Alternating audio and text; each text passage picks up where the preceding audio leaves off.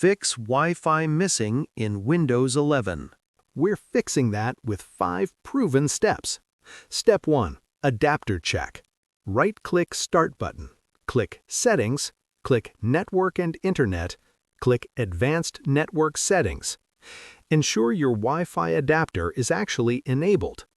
If that didn't work, next we'll check the background service. Step 2. Network Services. Click Windows search bar. Type Run. Click Run. Type services.msc. Click OK button. Find WLAN AutoConfig. Double-click WLAN AutoConfig. Startup type, select Automatic. Click Apply, and then click OK button. If that didn't work, let's reset your network stack. Step 3. CMD Reset. Click Search bar, type CMD, right-click CMD, click Run as Administrator. When pop-up windows appear, click Yes.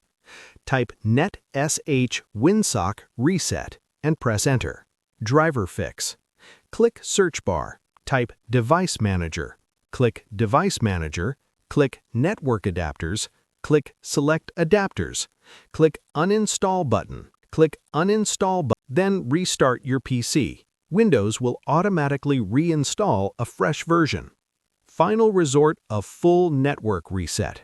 This returns all your internet settings to factory defaults. Step 5. Network Reset.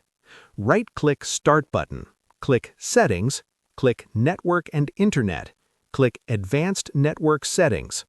Click Network Reset. Click Reset Now.